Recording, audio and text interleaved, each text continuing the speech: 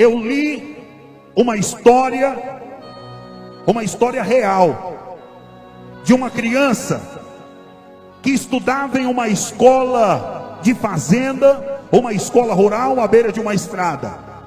E como aquela criança morava próximo à escola, ela tinha o dever, a obrigação, o compromisso de todos os dias chegar mais cedo na escola. Porque aquele não é no Brasil, foi em outro país, era um país muito frio, e aquela criança chegava, porque dentro da sala de aula existia um fogão muito antigo, que era movido a carvão.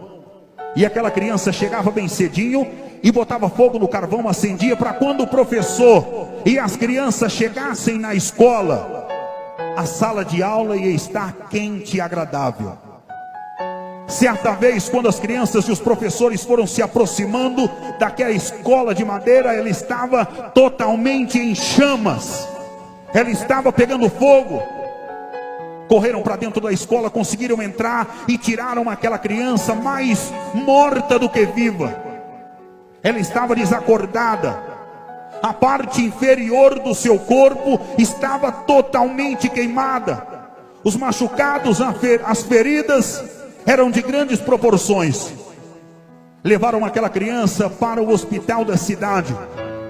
Aquela criança teve os primeiros socorros, e quando ele estava na sua cama, mais morta do que viva, ela conseguiu, de alguma maneira, ouvir a conversa do doutor com a sua mãe.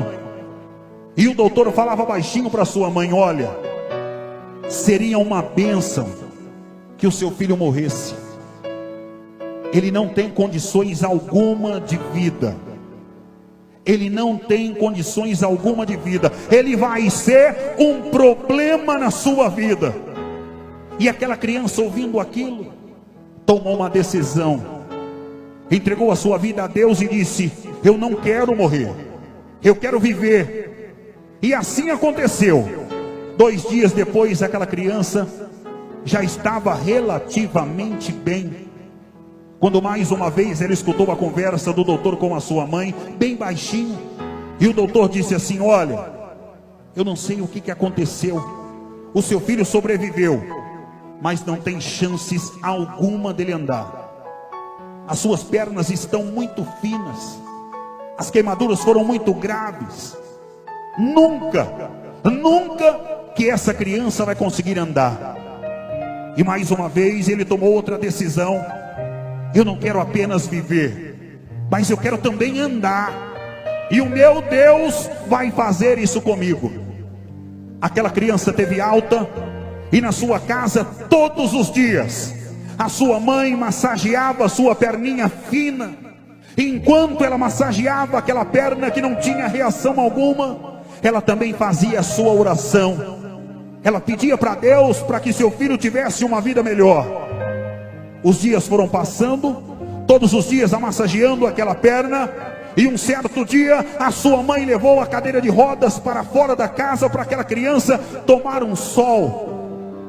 Quando chegou próximo do jardim, aquela criança se jogou de cima da cadeira de rodas e começou a fazer forças com o seu braço, se arrastando até uma cerquinha branca que fechava o jardim daquela casa. A sua mãe ficou olhando, ele fazia força, e começou a engatinhar e chegando na cerca. Ela começou a fazer muita força e conseguiu, se apoiando, ficar escorada na cerca. Com muito sacrifício, ele começou a se escorar e se arrastando. Em volta daquela cerca ficou um buraco parecido com isso, das suas perninhas se arrastando.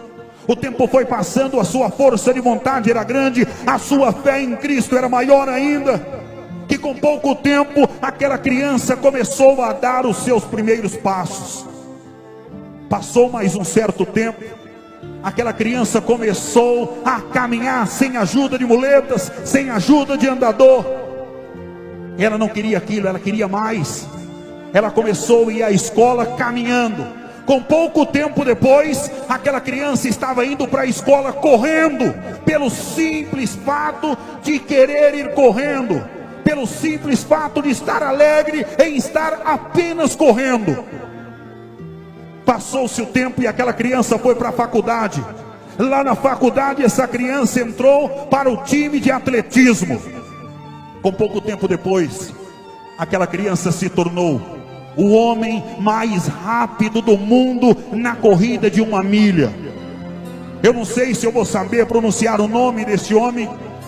Glenn Cunningham. Procure a história desse homem, é um exemplo de vida a cada um de nós. O problema que ele enfrentou era verdadeiramente um problema, porque nós temos que dizer a Deus que nós temos um problema quando nós estivermos em uma cama de um hospital e o doutor dizer: ele não tem mais jeito. Aí sim você tem um problema, mas existe um ser capaz de solucionar todos os nossos problemas. Nós enfrentamos todos os dias obstáculos, e os obstáculos foram feitos para serem superados, para serem ultrapassados. E foi assim que aconteceu com as nossas autoridades, a nossa comissão, todos os envolvidos nesta grande festa.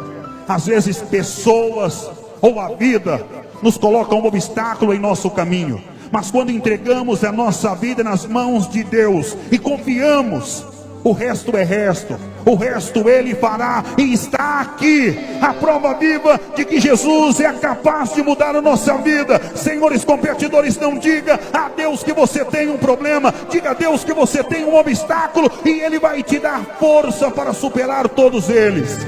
Quando nós falamos, entregue a sua vida nas mãos de Deus, entregue sua vida nas mãos de Cristo, isso não significa que tudo será fácil, mas Ele te dará forças o suficiente para superar todos os obstáculos. Todos os objetivos da sua vida serão alcançados. Portanto, eu te convido neste momento a entregar a sua vida na mão de Cristo. Entregue sua vida nas mãos de Deus, confie, e o resto Ele fará. Jesus quer fazer o milagre em sua vida. Eu sinto a presença de Deus neste vento que toca o meu rosto, e esse vento que toca o seu rosto neste momento é a presença viva de que Deus está aqui, e Deus quer morar em seu coração. Jesus quer fazer parte da sua vida. Abra o seu coração, faça uma oração em particular com Deus, entregue sua vida, e o resto, eu quero que todos vocês gritem comigo assim, ó: o resto Ele fará. O resto Ele fará. Uai, seu app de vídeos curtos.